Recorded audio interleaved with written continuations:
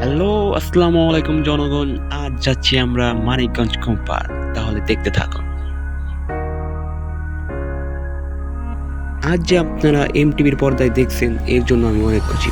এবং প্রথমে আমরা শুরু করলাম ধামরাই থেকে মানিকগঞ্জ। আর ধামরাইয়ের কথা আসলে এই মাঠের কথা তো আসবেই, কারণ এটা ধামরাইয়ের ঐতিহাসিক সবচেয়ে বড় মাঠ, ঈশাননগর মাঠ। এখানে সারা বছর থাকে গরু এবং শুধু ঈদের মধ্যেই মানুষ দেখা যায়, তাছাড়া এখানে মানুষ দেখা যায় না। খেলাধুলা তো হয়ই না। আর এখানে দুই ঈদেই বসে ঐতিহাসিক মেলা, যে মেলার কথা আমি না বললে হয়তো আপনারা জানতেন না। এই মেলায় আসে অনেক ধরনের মানুষ, অনেক জায়গায় থেকে, অনেক টিকটকার, অনেক ইউটিউবার। টপ করে চলে আসলাম আমরা রাজনগর। রাজনগর বাজারটা ঐতিহাসিক বাজার না হওয়ার কারণ এখানে ঐতিহাসিক কিছুই ঘটেনি, কিন্তু এটা অনেক আগে অনেক ফেমাস ছিল, যেটার কারণে রাজনগর বাজার হয়তো মানুষ চিনে। আর এটা রাজনগর বাজারে নতুন হওয়া ব্রিজ, এইটা পার হলে আমরা চলে যাবো মানিকগঞ্জ।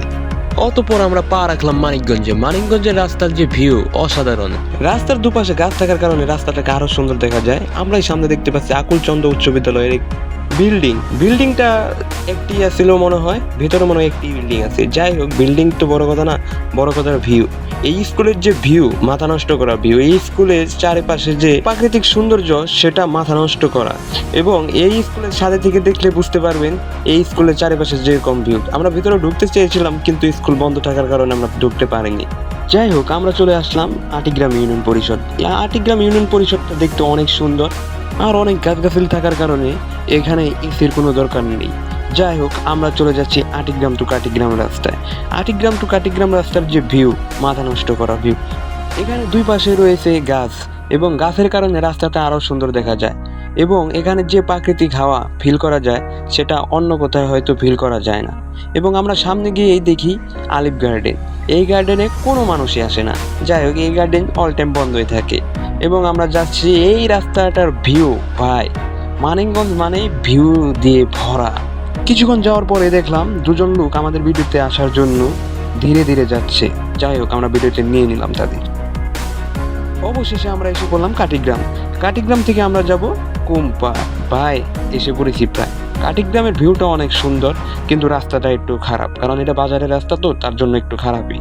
যাই হোক, কাটিগ্রাম সম্পর্কে আপনারা জানেনই, তার জন্য আর কিছু বললাম না। আর না জানলেও আমি বলে আপনাদের আর কি জানাবো, আমি তো নিজে জানি না। যাই হোক, আমরা কাটিগ্রাম উচ্চ বিদ্যালয় দেখতে পেলাম, এবং দেখতে পেয়েও কিছু করতে পারলাম না, কারণ ভিতরে যাওয়ার কোনো সিস্টেম নাই। আমরা চলে গেলাম কুম্পারের দিকে, কারণ ওটাই আমাদের মেন উদ্দেশ্য। এবং চলেও আসলাম কুম্পার। কুম্পারের বিল্ডিংটা অনেক সুন্দর দেখা যায়। এই বিল্ডিং এর কারণে কুম্পারটা আরো ফুটে উঠেছে।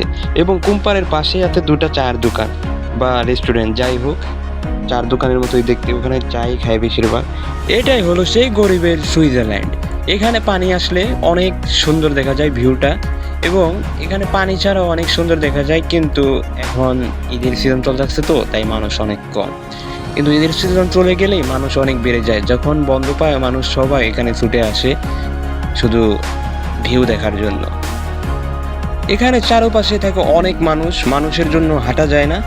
এবং এই পুকুরে মানুষের মেলা বসে, এবং এই পুকুর আর এই রাস্তার সৌন্দর্য দেখার জন্যই মানুষ আসে দূর থেকে।